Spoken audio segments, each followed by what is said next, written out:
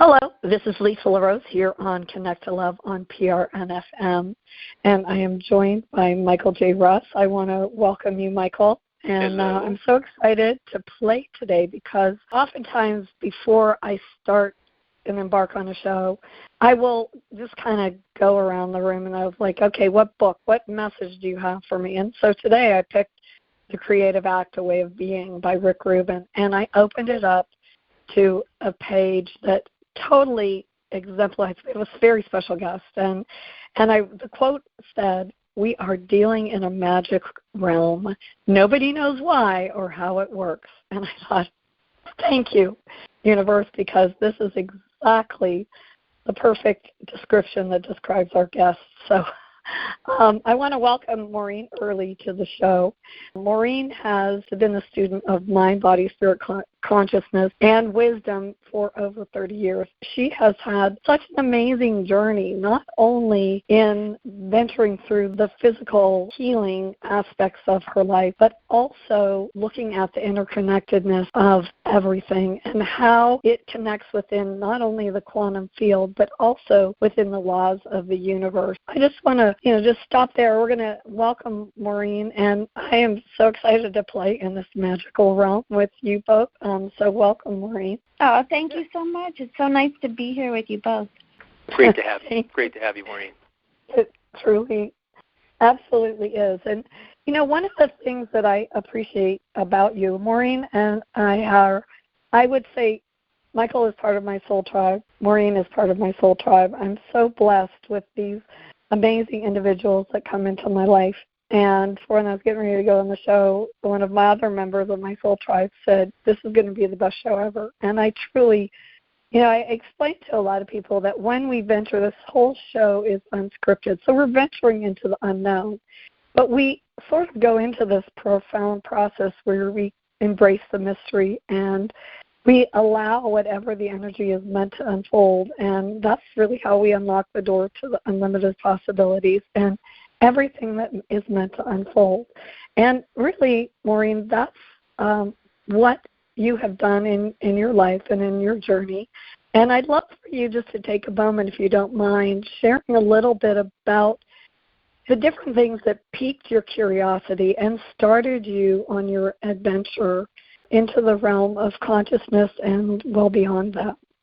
Sure. I mean, when we were talking before you started the recording, I was thinking I'd start in the middle, but actually I'll take you way back to when I was a little girl, and I was, probably 6 years old or 7 years old, and I went to Catholic school, and I just remember, being taught about Catholicism and Christianity and all this, and even at that age, it didn't really. I mean, I did what I was supposed to do, and I grew up in a beautiful family and all of that, but I just knew at that age that there wasn't one right way, and that how could there be one correct way? And, just because of my circumstances, I was born to parents who were Catholic, and we lived in a certain part of the world, but if I was born on the other side of the world, I'd still be me, but it would be a whole different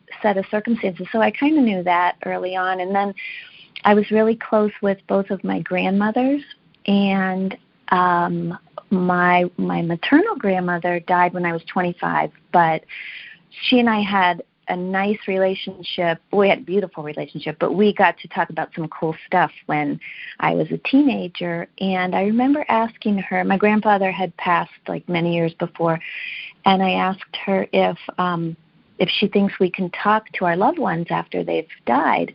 And she said, "Oh yeah, your grandfather comes to me in my dreams." And I just knew that was real. I knew that that was real. I said, okay, so we made a deal that when she died, she'd talk to me. And so, she did. So beautiful. Yeah, but then if you kind of fast forward, this is where I was going to start in the middle. After I was married and I have kids, I have twins. They're 21 now, but I was learning so much about holistic health and kind of non-mainstream ideas.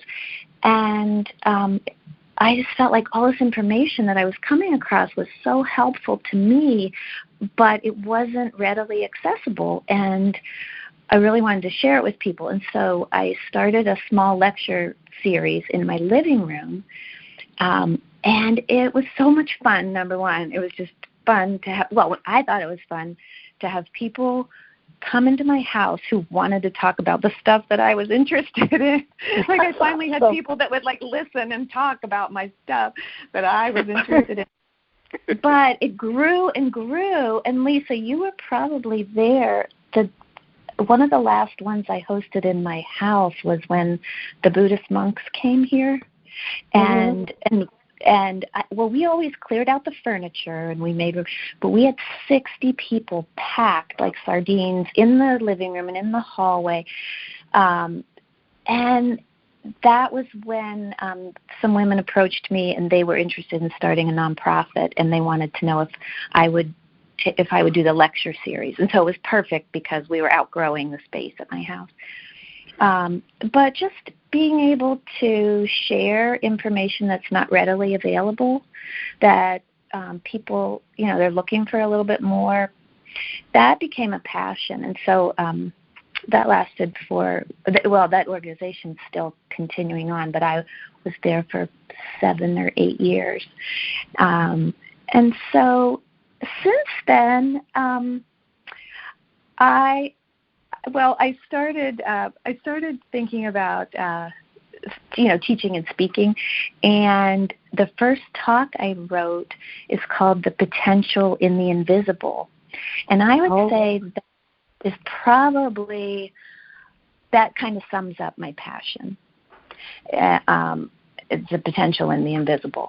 And I was at a Joe Dispenza workshop a year and a half ago, and at one point he put up he put up a visual of the electromagnetic spectrum, and I had never seen it presented this way, but when he showed that only a tiny sliver of that entire spectrum represents visible light, I was just blown away, and just blown away by how much exists that's invisible.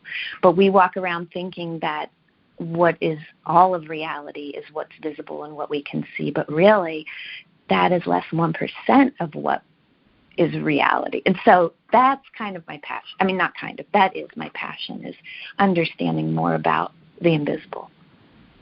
Wow. That is pretty awesome. What did you learn from in your search? Oh my gosh! So I'm up in my office right now, and I'm like, where did I learn from? Like, I probably have a bookcase that looks like your bookcase. Probably. This is a whole other thing. So I don't know, Lisa, you're familiar with the archetype work of Carolyn Mace, but Michael, are you familiar with any of? Yes, I am. Okay. Sure. So when I did my own studying about myself, and did my first chart on that, what I learned is that, and now I can't remember exactly the house, but the house that represents what you do for fun is the archetype I have in that house is my student. And so, I mean, I just, if I have free time, I want to learn and I want to read and I want to study. And so I know it sounds, I don't even know what it sounds like, but it really makes me come alive. And so I wish that, I'll try to comprehend, I'll pull out the quantum physics, and then I'll go to quantum physics for dummies. And I can, when someone's teaching, I feel like I can follow along, but I can't quite get there. But I wish that I could go back. Not that I couldn't, but I have a hard time really absorbing some of these complex concepts. But when they're spoken to me, they resonate, and right. I believe, and I know, I can kind of tell in my body, like, if it's on the right track or not. But when I go to, like, repeat it or teach someone else, I'm like a mess. I cannot. So I have a way to do that. It's like that with most things. You feel them, and then you're attempting to explain then what you're feeling, and that and often not exactly come out the way that it's rolling around in your head, maybe. Right. Yeah. Yeah. Yeah. And Dr. Joe, who I love and adore, and I know you do as well, and that's what he said. The unknown is the perfect place to create from, because it's the realm of unlimited possibilities. Mm-hmm. And I just, and I think, Maureen, we all have the ability to be the teacher, and we all have the ability to be the student, and it's for us to discern when that shows up. And I love that about you, and I love that about you too, Michael, because if there is something that you're curious about, you're like me, you become like a little mini detective, and you're like, I can't seem to get enough of information on that, and how do I get more? And then ultimately the right person will walk into your life. Now, Maureen, when you started doing that lecture series, because I'm sure our audience is curious, how did you curate the people that you were going to host? And then, were there different individuals? I know that you had brought, it just flew right out of my head, Marianne Williamson in. And, that was a really big event, and how that was going to evolve. I mean, there's a lot of unknowns in what you created and curated, and even to, say to your family, guess what, I'm going to have these strangers come into our house. Can you just, go somewhere else while I'm doing this thing, right? I mean, it takes a lot of courage to sort of step in and say, I don't really know what this is look like, and then invite people and trust that they're going to show up, and you're not just going to have this lecture or an empty room full of nobody there to listen. Yeah. I mean, really, my gauge for it was, what was I wanting to learn? What did I want to learn more of? And so that's how that's kind of how I chose. But then that was when I was hosting in my living room. But then when we started OMA, we had a committee, and so I was directing it, but I had to, check with people, and if there were topics that they wanted to, look into, or how does this sound. So then I wasn't the only one deciding, but really, when I would present options for the committee, it really had to do with, what did I want to learn next? Or if somebody in my life had something going on, and, they were asking to learn more about it. Mm-hmm. It makes sense. Really, it really does. I mean, where do you start with it? I mean, your own interest, it's something, it's out of your mind, so that makes total sense. And did you, I'm going to make the assumption, Maureen, that when you set up your nonprofit, the people that you surrounded yourself with, were there various synchronicities in how they all came together, because they had to have sort of, be like-minded? There was one woman who we all knew, but we didn't know each other. And she had been thinking about this, the possibility of starting a nonprofit for, I think, a few years, and she kept mentioning it to different, friends or acquaintances that she thought might be interested. And so at one point, I don't know what, there were probably 8 of us, and she said, okay, let's have a meeting, let's get together and kind of, try and see what we picture this to be. So it was 8 different people with different things to offer, and different passions, and even different agendas, and it all kind of gelled together. Beautiful. Love it when a plan comes together like that. It's meant to be. It was. Yeah, it was wonderful. Excellent. Well, I think too, when you, and because you are such a positive person, your energy is like a beacon, and it draws to you, the people, the resources, the experience that kind of move you forward. And, one of the things, and I think that this is really important for our audience to anchor into, even though it was something that you incubated and you grew, at a certain point, you decided to release it so that you knew, because on a soul level, there were new things that your soul and wanted to do in this lifetime. And it was sort of like, I can't do that and do this at the same time and do both well. And you just very graciously stepped aside. I mean, so if you were to share a little bit about that, like internal work in going through that, like, I think that it would be valuable maybe for some of our audience to kind of understand, like, how you kind of go through that process, discernment, allowing yourself, I mean, because it was your baby. I mean, there's a sort of a, so if you wouldn't mind sharing a little bit about that, I'd love to hear your wisdom. Yeah, oh my gosh. First of all, Lisa, you are so sweet. I have to call you when I'm having a bad day because you build me up. Thank you. Right, but she also, does that. Wait, what, Michael? I said, you're right. She does that. She's that's what having your tribe around is all about, I guess. It is. Yeah. So, when I started my lecture series, like I said, it was because of things that I wanted to learn. And I think the things that intrigued me the most and I wanted to present, the most regularly were more of the spiritual topics. But we were a body, mind, spirit nonprofit, and so we needed to be well balanced. And then there were other components of the nonprofit, and they were all like thriving and really needed, but they weren't the things that like sparked my energy.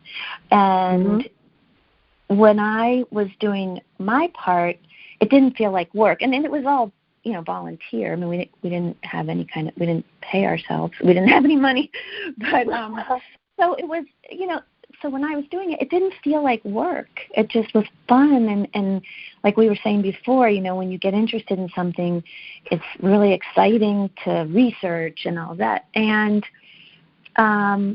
when we grew, and actually, let's just tell you this, Michael. So my hairdresser went to see Marianne Williamson in New York when she was doing like weekly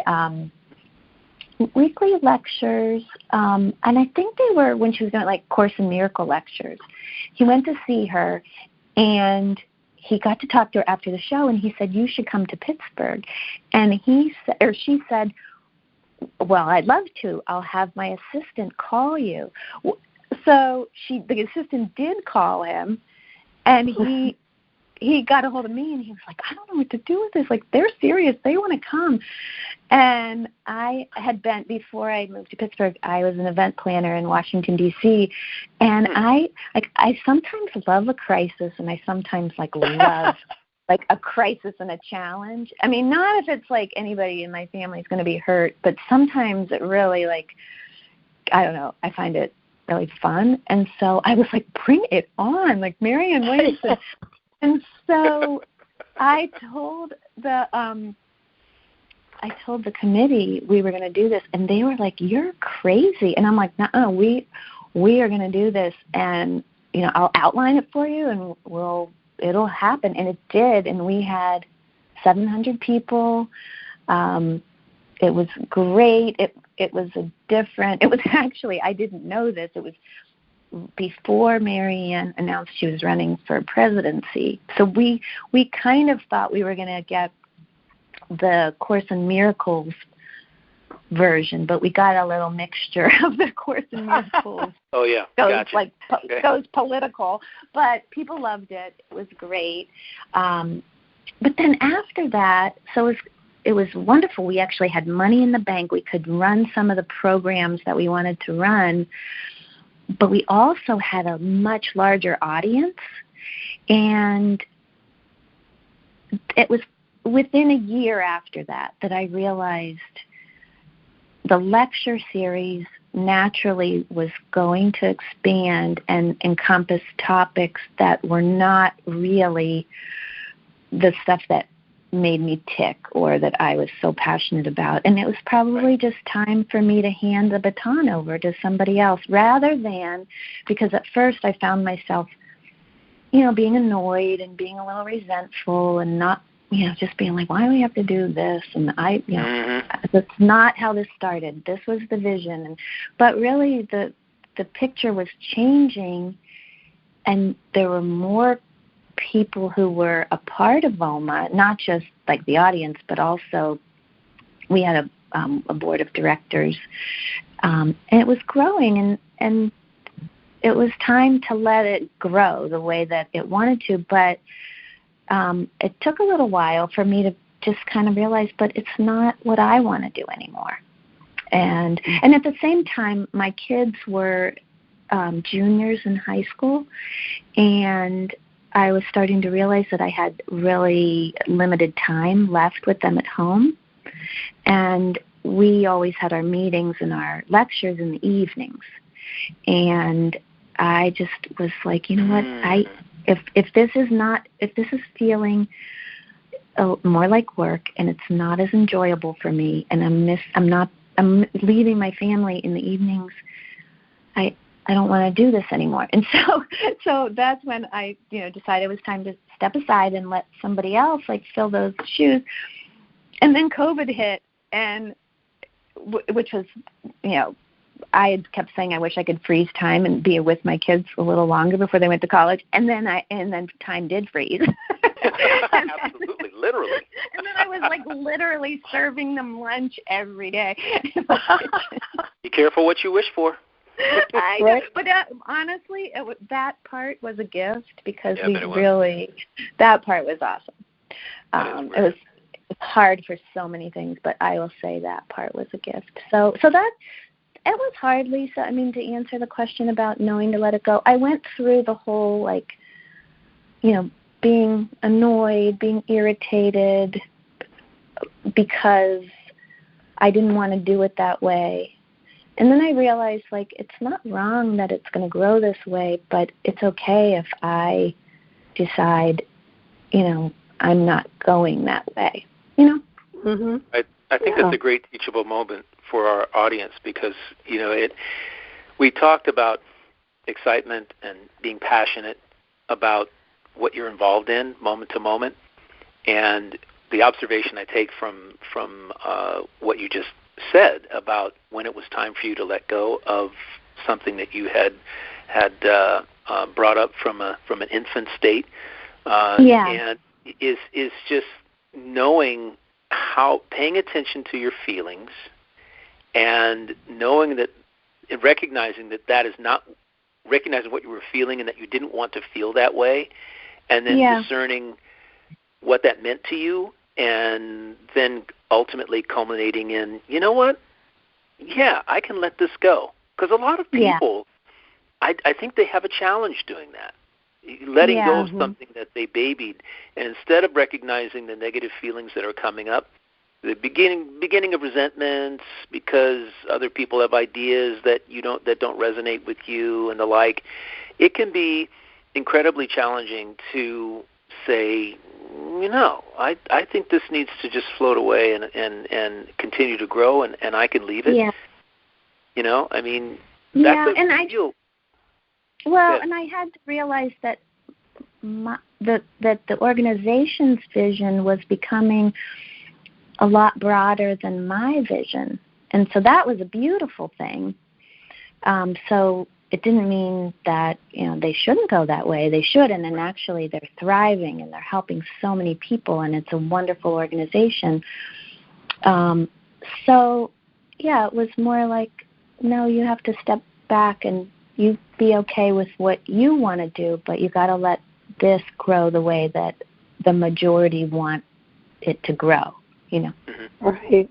Well, and when you close that door, I mean, I'd love for you to share then what unfolded, because there were so many miraculous unfoldings when you decided to say, you know what, I don't want to feel this way anymore. I want to feel good. I want to feel great. I want to feel passionate about my life.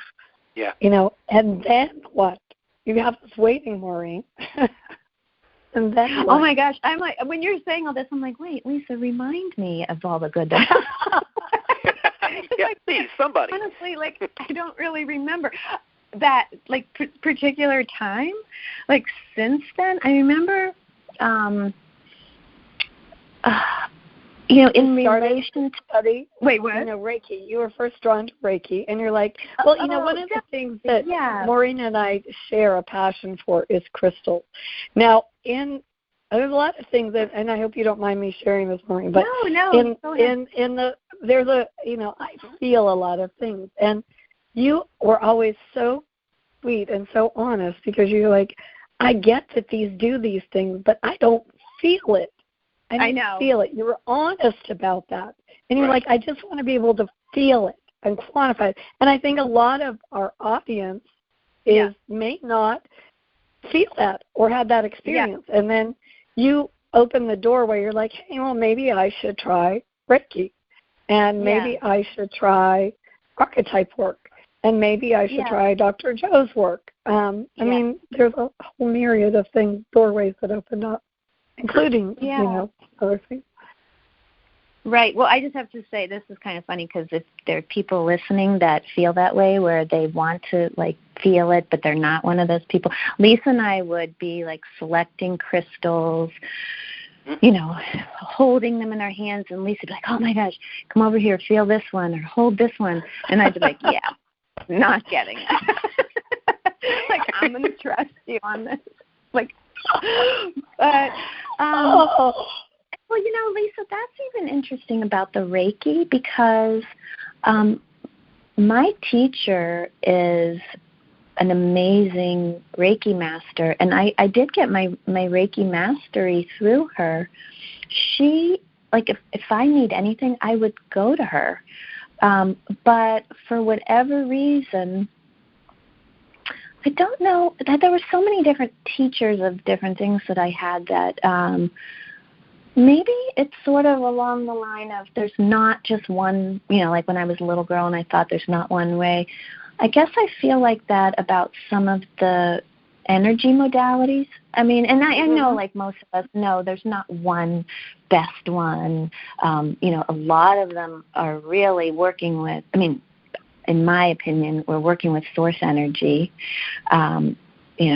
whatever you call that, and we're channeling it through ourselves to, use it to help heal or whatever. It's not us, it's source energy. And so I guess even though, I would go to my teacher for Reiki healing, I didn't, and I don't know if this will change. Maybe in the future it will change for me. I don't feel that people have to use, the formality of different trainings to be able to channel source energy. I think that you can just do it because we're all made the same way. So, and I don't mean any disrespect, because it might be more powerful if you, do it through the formal ways. I really don't know. But for me, I just felt like I can bring that energy through, just by calling it in. And I still don't always feel it, so don't get me wrong. But I don't know, does that make any sense? So when you were talking about the Reiki and all that, I pictured myself kind of, setting up shop, and then I just felt called, to keep moving, I guess. Yeah. Yeah. Well, that's awesome. No, it does sound completely natural. I mean, you're going to have your energy flowing in different directions. You're going to be excited about various things in your life and be guided to. You said in the beginning that you are your idea of fun is learning. Yeah, and I believe in it. And like I said, if I need it, I would go to my teacher, because I know she has mastered it, and she would be able to help me. So it's not that. I just, for myself, maybe it's that do you guys know Suzanne Giesemann? Do you know? She's a teaching medium. Mm-hmm. What? She does. I don't. No, I'm familiar, but I don't know if Michael is. And our audience probably is not. Her audience is what? May not be familiar with her. I'm not familiar with her. No. Oh, well, can I just tell you like the quick clip about her? Sure. Mm-hmm. Okay. She was, and I'm probably going to get some of the details wrong, but she was like the high level, an admiral in the Navy at the time of 2011. And long story short, she was, a military person, not at all into this stuff. And she lost her stepdaughter in a tragic accident. And I don't know the journey, but eventually was able to sit down with a medium who brought her stepdaughter through.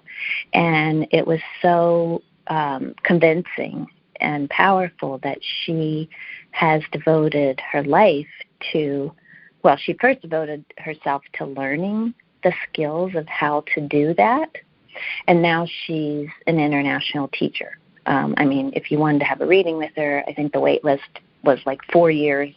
And I don't even know, they're not, I don't know that she's even taking people to do that now, but she teaches. But one of the things I love is that the way she teaches this kind of stuff, it's not mysterious, and it's not for a select type of person. It's really just anybody can do this, and you don't have to have the formality or whatever. So I love the way that she has brought that to the world. And I think I'm a little bit similar with how I like I would say when I was doing the lecture series, my strength, or maybe one of the gifts that I offered, was I was not a practitioner. I was just like everybody else, trying to figure out an issue in my life, or trying to feel better or whatever. And so I felt like one of my gifts, and I feel this way about Suzanne Giesemann, is that I was a bridge from somebody who's, a beginner, or even before a beginner, to bridge the gap between all of this, information that can bring us to higher consciousness. Not because I'm enlightened, because I'm not. I'm just on the path, but I can be a good bridge. And so I've totally lost my train of thought. No, I think you said bridge. We're all, in my view, every messenger, every light worker, every messenger in the world is a bridge. Yeah. It is. Yeah. It's a bridge from someone being unaware to being aware, from not knowing to knowing, right?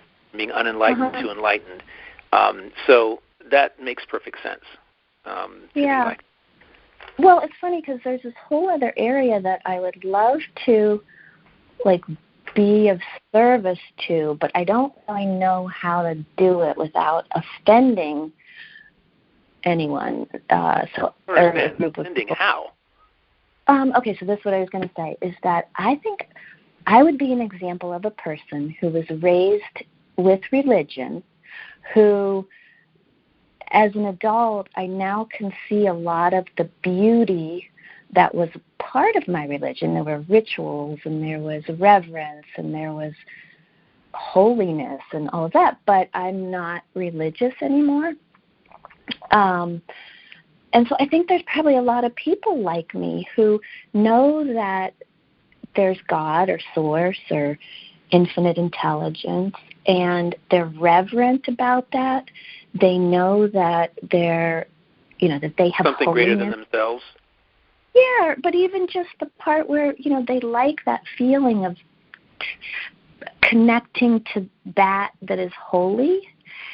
Mm-hmm. But going to church doesn't resonate with them anymore because it could be a bunch of reasons, but it might be that it's limiting, So, but I don't put that out there, although now I am, but I don't put it out there because I love, well, for instance, my father just passed away, but my mom, they both go to Mass like almost every morning, and it's beautiful. And so, I'm not condemning that, but for our generation and the younger generation,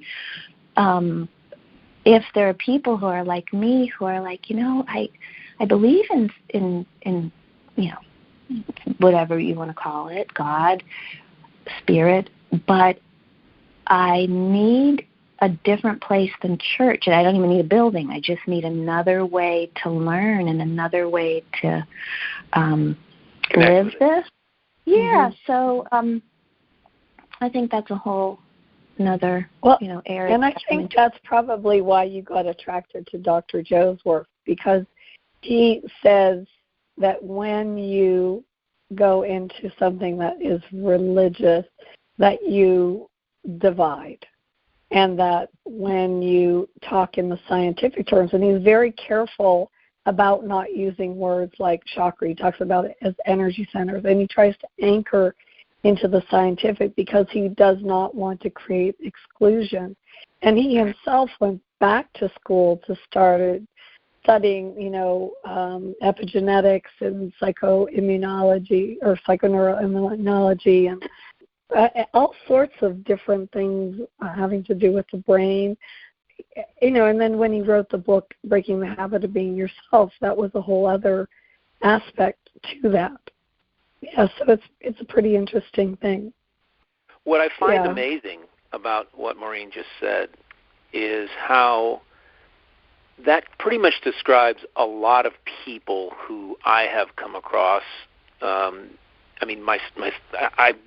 grew up, going to Presbyterian church and all the rituals. I could set my clock from the moment I came in to the moment I'd know exactly when it was going to be over. And none of that really resonated. A lot of people feel that way, what you just described. It's not like are there a lot of people? There are millions of people who are like that, who religion is a box that they don't fit into, although they agree with some aspects of it, and the aspects of it are the feeling of connection to something greater than yourself, and how that relates and translates into your daily living, how your thought process throughout the day. And we talk a lot about that here on the show. We connect, and when we have Carol Collins on, we get a different take on it. And it's massive. And with young people right now, I believe the statistics are that a lot of young people are not really going to church. They're not supporting the concept of going to a brick and mortar building and being preached to for whatever period of time. However, they do have an interest and awareness, let's simply say, of source energy, and that there's an organization to everything, every living thing. Right. They see it scientifically on the cellular level and in plants around the world and animals. I mean, you name it. I mean, there's just all these, connect the dots. The dots are all connected. And it's a question of, okay, how is that the case? What is going on here? And then they hear other things about conversations like we're having here and your path, your journey in life. And it's interesting. And the greatest thing about that to me is that was where my journey started as well, right? 35 years ago, my journey started with asking that particular question. I moved away from organized religion and the references thereof and the scriptures, as it were, that to me seemed to be not necessarily contrived, but I could never square the fact that what I was being told was written 700 years afterwards, and after it actually happened, and it was all hearsay and written down, and I'm going like, okay, great a minute. Let's get away from that and let's talk about this energy that I feel. Let's talk about how intuition and how my creativity it unfolds, and how I feel the way that I feel when I do these things. I feel excited, I feel passionate, I feel dispassionate about that. And how does this all fit together? And so our stories, I think, are very similar, and although they have a different origin. And especially like the young lady who was the Rear Admiral, wonderful story there about, it sometimes does. I've kind of seen that there's, when we incarnated from non-physical to physical beings, we have this series of maybe timelines, things that we're supposed to do, some things our souls need to accomplish, want to accomplish, decide to accomplish, however you want to put it, agree to accomplish, and then you've got you go off in a certain direction because you have free will and power of choice, and then there's something that occurs at some point in your life that you've agreed upon in advance that this thing will occur. You don't know it because you're, amnesia. You don't really know it, but this thing is to occur at this particular time in your timeline, and you'll have a choice as to whether you're at that particular point you're going to go left or go right. Right? Whether you're going to stay on your path or whether you're going to turn off into a more source-based path, spiritual path.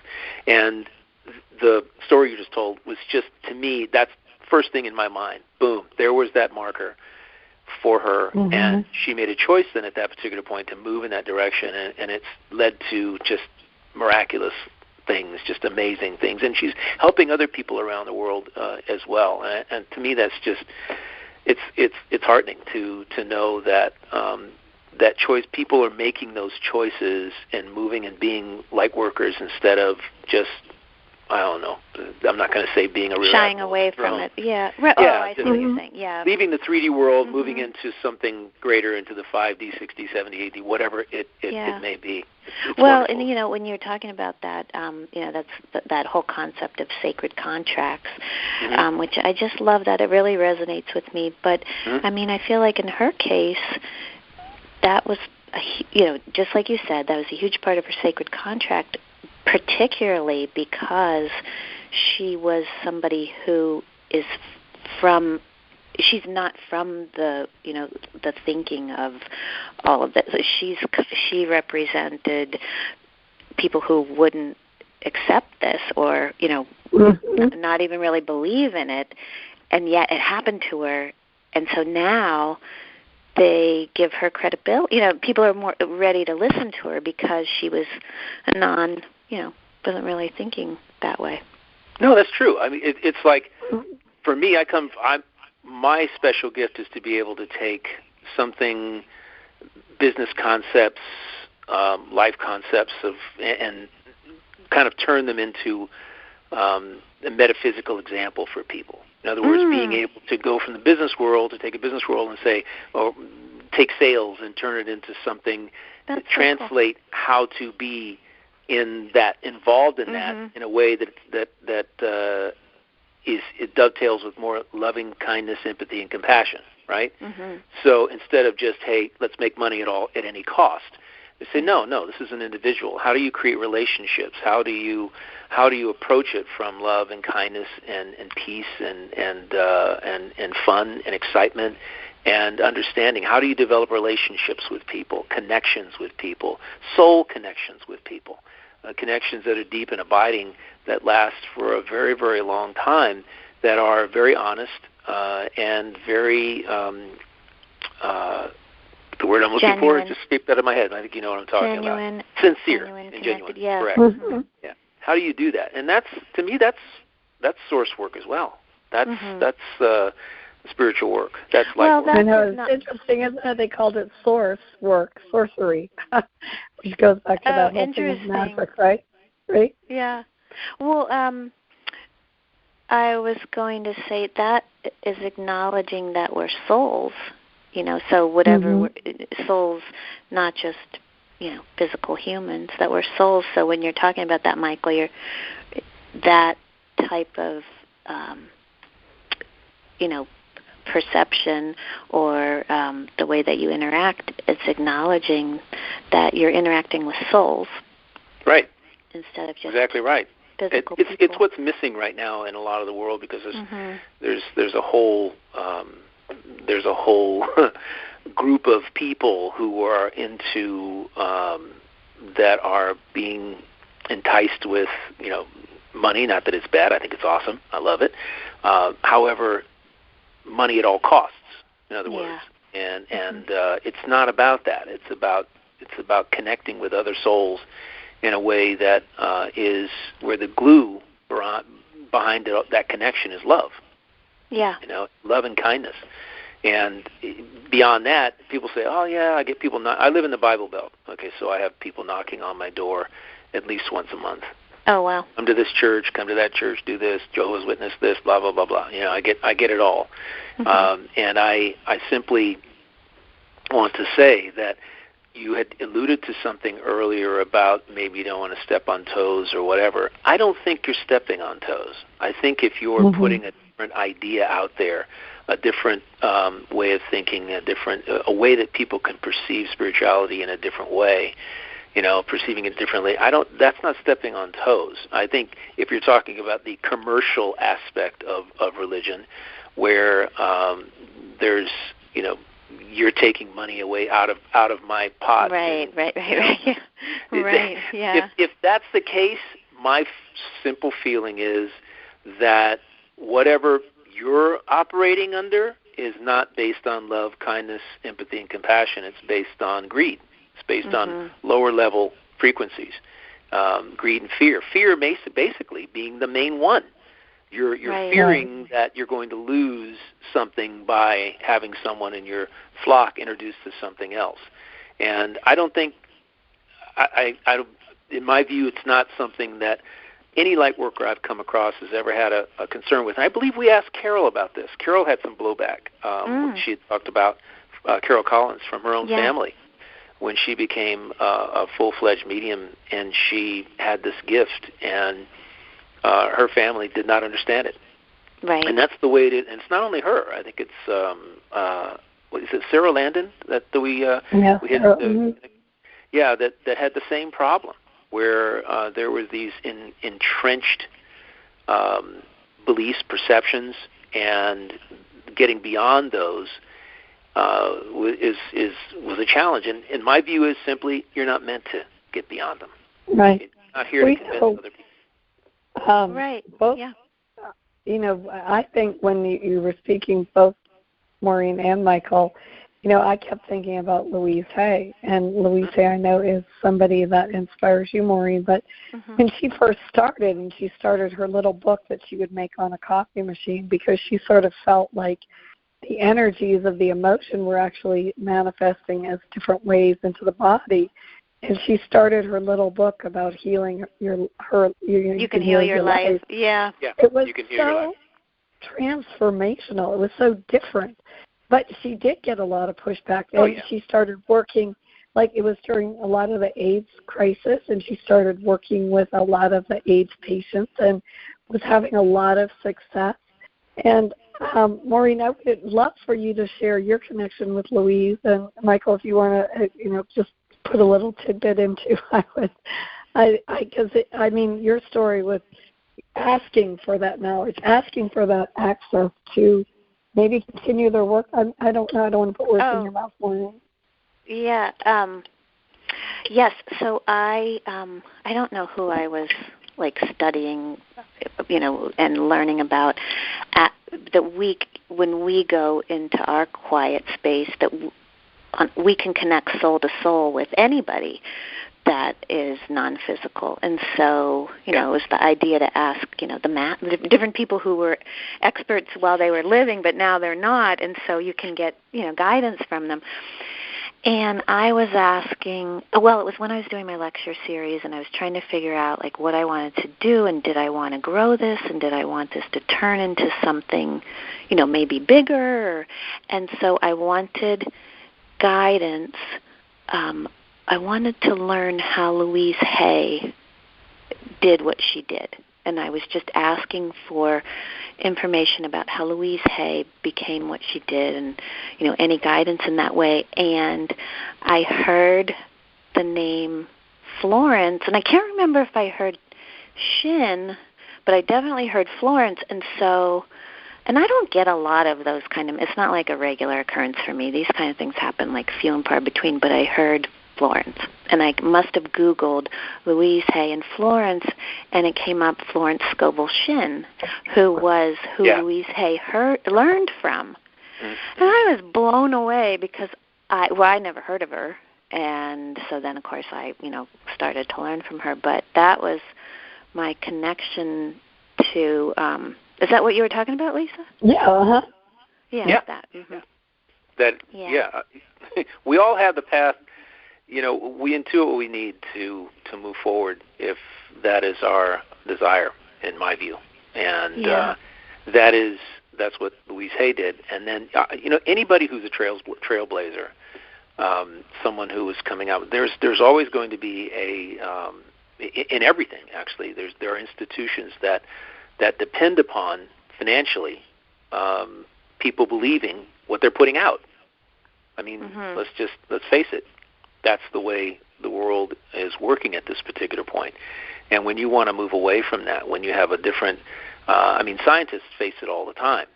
They're the institution of science, the board that oversees everything and says that's garbage, that's good, that's pseudoscience. In my view, there isn't any pseudoscience. It's just you have to be open to perceiving things in different ways. And it's sometimes those hardened perceptions that prevent people from moving forward and expanding their own enlightenment and knowledge and have experiencing life in a different way is really what it boils down to. Yeah, right. That there's another way to look at it. Yeah, Perceptions are everything.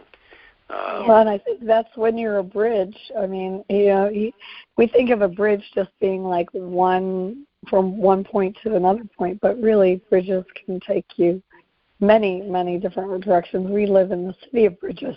I don't even know how many there are. That's so true. Yeah. And when you being in Venice, there's bridges everywhere. Yeah. And then they shut a bridge down, and you're like, you can't get there from here. But guess what? You figure it out. You figure out a different path. And I think that. Mm-hmm. Well, and then when I was talking about when Joe Dispenza put up that visual of the electromagnetic spectrum, and when I saw that, which I'd never really heard that before, that what we can see with our human eyes is less than 1% of reality.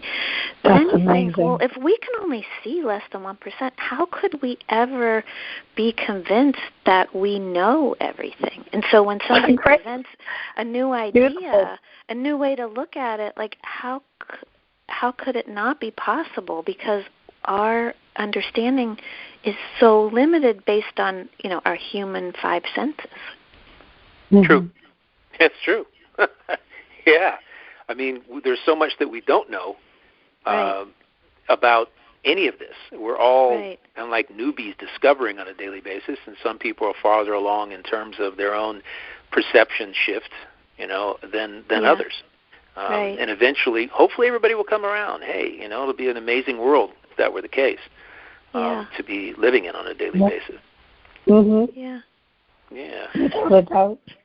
And then a lot of times we'll get confirmation from the universe in many different ways, and you can say, well, it's just a coincidence. Like when I was cleaning my room, I found a journal that I had forgotten that I had written in, and it says, "You are magical," with a unicorn on the front cover. And the day before, I wore a T-shirt that said, "In a field of horses, be a unicorn."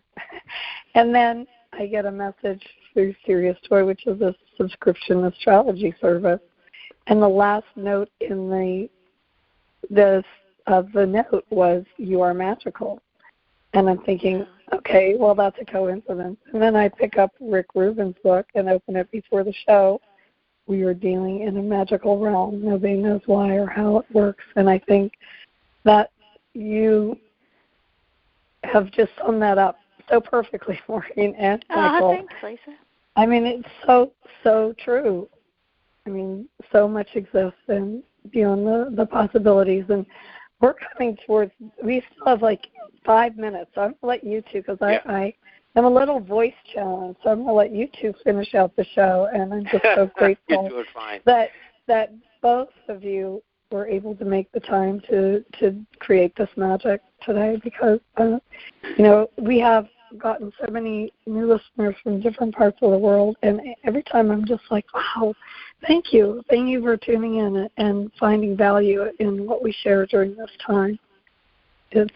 I really appreciate being asked to join you guys, so I was really tickled that you asked me. Yeah, we're happy to have you. It's such short notice too. Thank you for being able to come on here.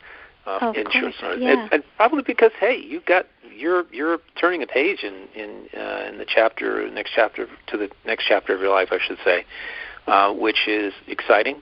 I hope you see it that way. Yes. Oh, I very much do. I mean, first of all, I think, I do. I think it's really exciting. Like, what do I want to create?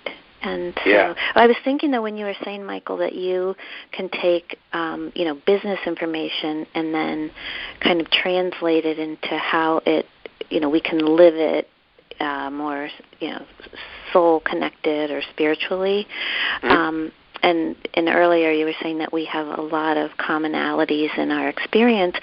So one of the things that I thought was what I have thought is my strength is I can take the esoteric information and turn it and kind of bring it to the main, bring it to people who wouldn't really even go there. So it's almost like the whole circle. Like you're taking the mainstream and trying to bring it to the spiritual. And then I felt like what I was doing was taking that and bringing it to people who might be afraid to go there. So it's kind of interesting. Yeah. That is amazing, and it's also enlightening. I sometimes sit back and think about the many thousands and thousands of messengers in the world we have today, coming from all aspects of life. The young lady who was the Admiral, she is being able to. She's able to go from a very strict, regimented environment and into the realm of mediumship and. She instantly garners a certain amount of respect from people who wouldn't ordinarily. Exactly, and it's because of the fact that she has a background there. Well, my background is in business, it's in sales, it's in entrepreneurship and the like. So it's easy for me to speak that language. Yeah. However, translate it into bring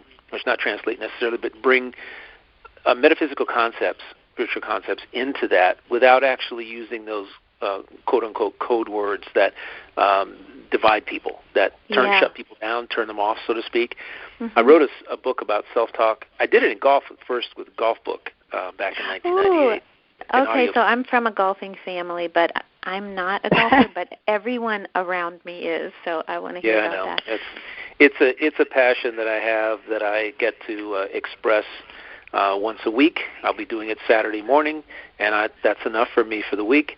And beyond that, I'm looking to actually now, I started a YouTube channel called High Frequency Golf for shorts. Goodness, okay.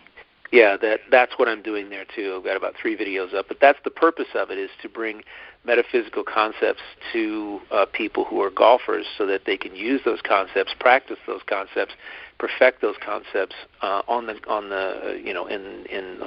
they're playing the game, and then hopefully translate those feelings and ideas and thought processes into their own life, transfer them there.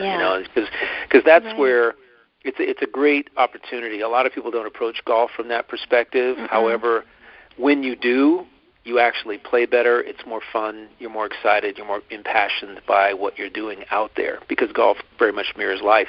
And you don't really have to. It's whatever you do. I mean, I know people apply the same concepts to pickleball, or whatever it is that you're playing. However, that's the important part. But it's been fun having you. I know we've got to hit that mark at this particular point. Thank you. Yeah, no, it's been fun. I could talk to you guys so much longer. I just wanted to comment on the golf thing. So do you know Sadhguru? I think it's like he's a yogi guru. Nope. Okay, well, but he talks a lot about the higher consciousness aspects of golf, or the spirituality of golf.